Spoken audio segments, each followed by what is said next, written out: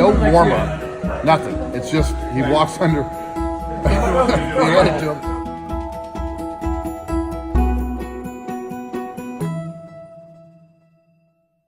Your opportunity to actually meet them. So, in a minute here, we're going to have the Steve Flaming Deadlift Challenge.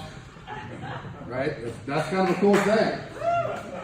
We got 3 guys who have deadlifted 800 pounds and in competition. All of them represent different eras of the club. We have Rob Muhlenberg. Where's Murderberg? Murderberg. Yeah. Rob was part of Diablo back in what we call the garage days. One of the original Diablo OG. Then we have Steve Flaming. And there's a great story behind that. Steve was one of the guys from what anyone who's been following the Facebook post I call the mid-era of the club, which was really a great stretch of time with a lot of good lifters and a lot of great personalities. And then Jeff Miller. Woo.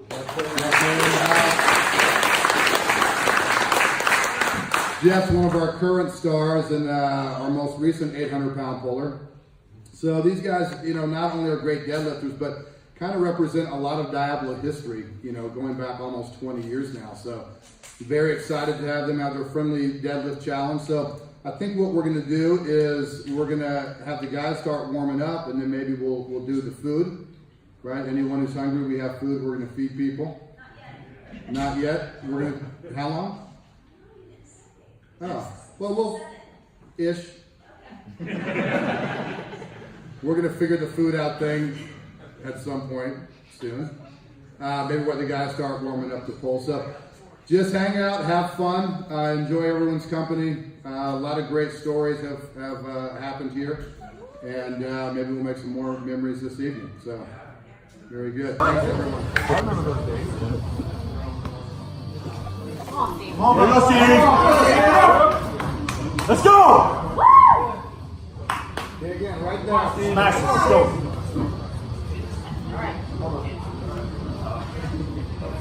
Big drag, let's go. Nice.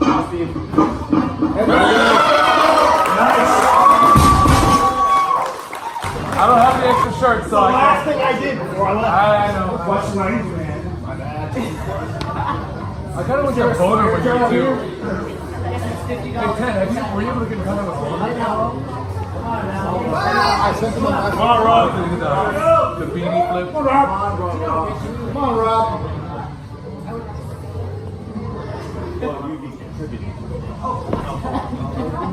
Watch out for that.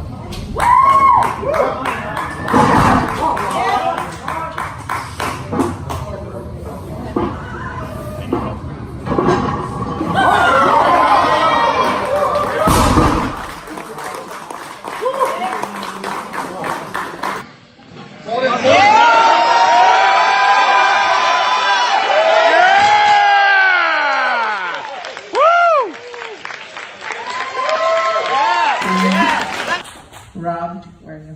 Muhlenberg, did he leave? There you go. Great. Thank you everybody for coming to this amazing special event. It's very, very special to me that you're all here. And I know that some of you came a very long way. And I know it means a whole lot to Coach right there. Diablo is definitely one of a kind, and each of you have contributed to its life over the years. Right now, I'd like to invite you to look at all the posters and all the people up on these walls, and look at all you've accomplished and think about what you've personally accomplished here. It's inspirational and very impressive, and especially for those who know what it actually takes and what you have to put in and what you have to give up and how hard you have to work to achieve it. As Diablo athletes, we have done things that most wouldn't even dream they could, most haven't, and most never will. And the people on these walls worked and bled and sweat and likely cried, probably alone in their cars. But most importantly, they never gave up. And starting where I did with a spinal injury and only one fully working leg, I know I didn't believe up because Ted O'Neill believed in me. He saw my potential like he saw each of your potentials. Coach, when we first met, you asked me what I wanted out of this process and what my goals were. I told you I wanted my body to match my spirit, because at that time they couldn't have been more opposite. In a seemingly impossible situation, you mapped the perfect process of how I would get there. Still don't know how we did that. You mapped the successes of all of us, I believe. We're all so different as lifters, but you seemingly simply always knew the path. To me, you are a strength savant. With your commitment to our goals, you sacrificed years of your life and sidelined your own lifting career to be at our sides, leading us and coaching us with perfect adherence to a plan. You gifted us all with an education that allowed us to become more. You challenged us to stand up for ourselves in moments that seemed too difficult, or when the finish line seemed much too far away. You kept your promise to help me keep the promise to myself, reminding me all the time about what I decided and why. You set the example of what intensity should look like as a lifter.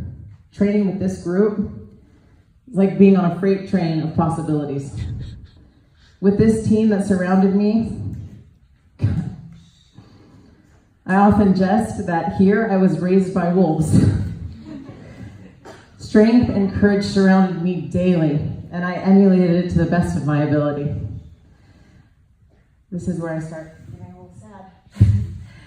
I still have the same spirit that I came here with 8 years ago. This week actually is 8 years. But my body is 100 times stronger, and I've gained confidence that I can't even tell you how different I am as a person. But the confidence I gained here per the achievements I've made here. My knowledge for helping others is vastly improved due to the lessons I've received from you in this club. I have a huge extended family of Diablos. I'm looking at them. And the value that you hold to me is immeasurable.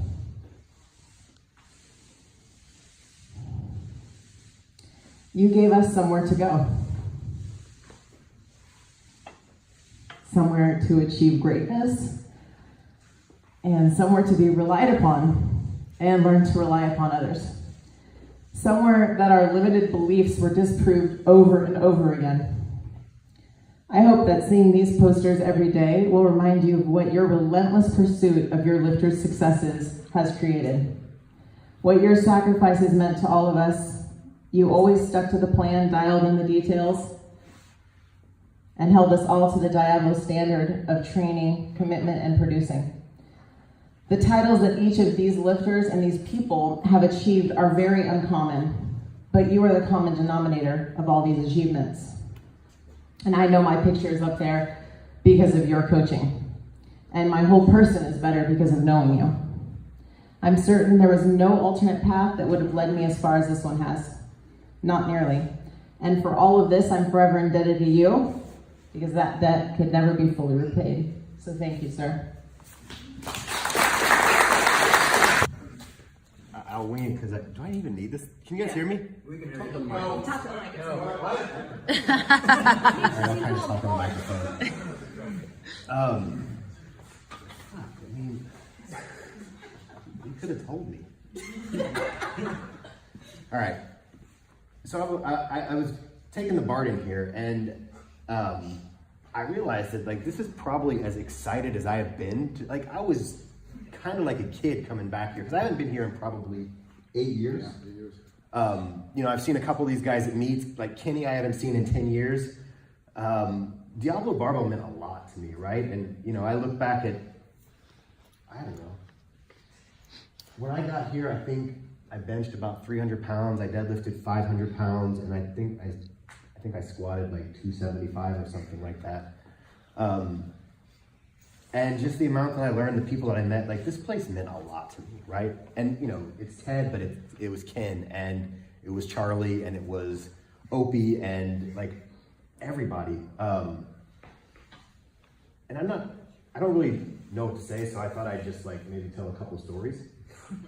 And they're not even good stories, but, watching the things up there,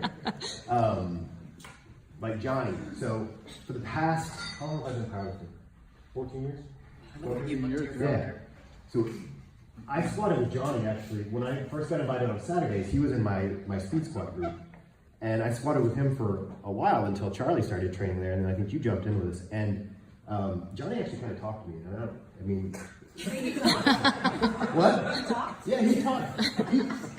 Johnny was pretty helpful for me. But anyway, so every time I get in front of a squat bar for the past 13 years, I sit there and I say, like, I watched Johnny do it. Johnny would always say, sit back, chest up, knees out. Every time he got the squat bar. And I started doing that. And I've taken that everywhere I've gone, right? For like 13 years. People ask me, like, why do you say that? Like, I don't know, JVT said it. So I've been saying it for like 13 years. Like, every fucking time I squat, like, I would think about what your dad said. And like, I don't even know why I picked that up and carried it with me, but I did. And I've been doing that for, over a decade. Haas. So my first 600-pound squat was with Haas, right? I'd never squatted 600 pounds. I really wanted to. You went out to your car and you got me this gigantic pro squatter that only fit your fat ass. And we were doing a giant cambered bar, and I worked up and I missed. And then Haas went and got me that, and I hit my first 600-pound squat. Charlie, you were my training partner for like 3 years, right? And you were a better lifter than I was, but I chased you, right? Like, part of the reason that I did anything was because I was always trying to run down Charlie. So, like, everybody that I was with and I trained with, you guys meant a lot to me, man. As a lifter, as everything else that I did in life, like, I could just go on and on about everybody here that I trained with, people that are here, people that didn't make it, but you guys meant a lot to me, man. And that's why, I flew back from Florida for this. Varela. So my wife actually trained here for about a year because we only had one car at the time. And like, if you didn't know Dan, that dude, like, he would sit there with Rebecca and just, coach her. And it was in like this kind of like paternal way that only he had, right? Like, if you've been here, it's just batshit crazy. But Dan, Dan would just talk to her and he'd be like, tuck your elbows. And mid lift, she'd tuck her elbows, right? Like, nobody else could get her to do that. And it was just, I don't know, it's just knowing those guys. And Muhlenberg's still a dick. Just kidding. No. But but even like the people that were here before me, right? Like, they motivated me to be better. So I don't know. I'm kind of rambling, but I appreciate every one of you guys. Linda, Dalen, Ken, like all of you guys, Ted. I haven't kept in touch with anybody as long as I've kept in touch with you. So I don't know. It's about all I got. Yeah, you guys mean a lot.